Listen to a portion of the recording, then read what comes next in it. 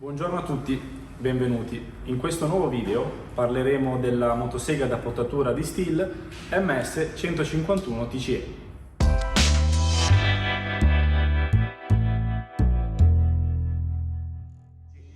La motosega 151 TCE di Stihl è la motosega più leggera per la potatura.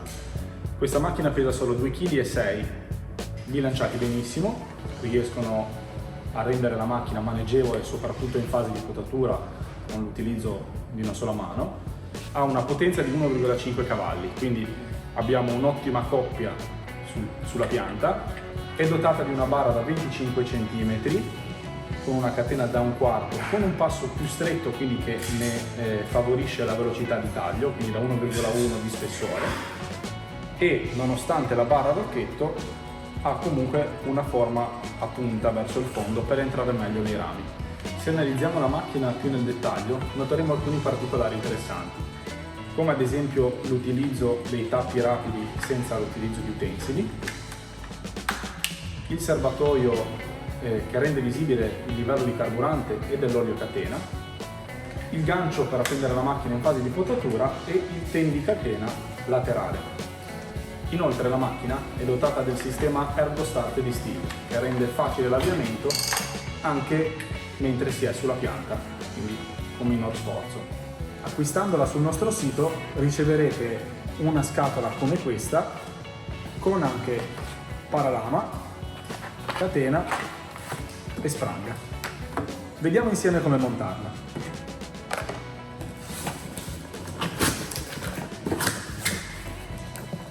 Chiave, catena, candela e cacciavite per la carburazione,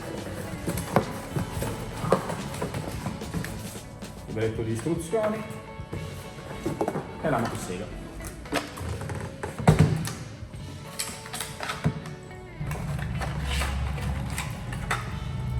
Apriamo la catena.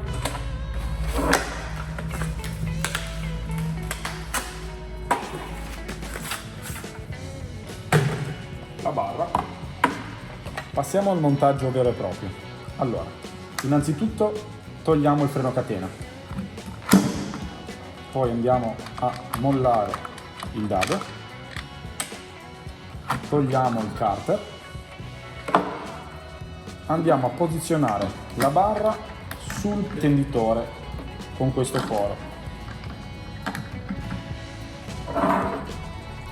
togliamo un po' di giri al tenditore portandolo tutto verso la macchina in modo da agevolare la salita della catena.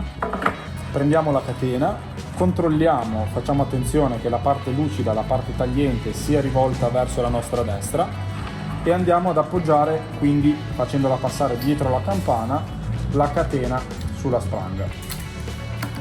Facciamola salire bene, se necessario andiamo a riappoggiare bene la barra. Adesso con la chiave cerchiamo di mettere già la parte bassa leggermente all'interno della guida, tendendo un po' la spranga, quindi andiamo a dare qualche giro verso destra avvitando. Ok, in questo modo è già quasi a posto. Andiamo a prendere il carter, montiamo il carter facendo attenzione che la parte nera dietro del freno catena vada a combaciare con il foro.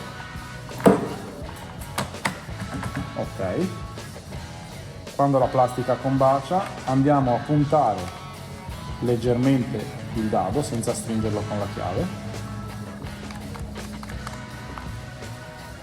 A questo punto controlliamo la tensione della catena tenendo la barra verso l'alto, quindi vediamo che la catena in questo caso è leggermente molla, dobbiamo cercare di tenderla senza fargli fare questa pancia, ma lasciandola comunque libera di muoversi senza sforzo. Quindi andiamo a registrare leggermente la catena e poi chiudiamo, tenendo sempre la barra, il dado con la chiave senza stringerlo troppo.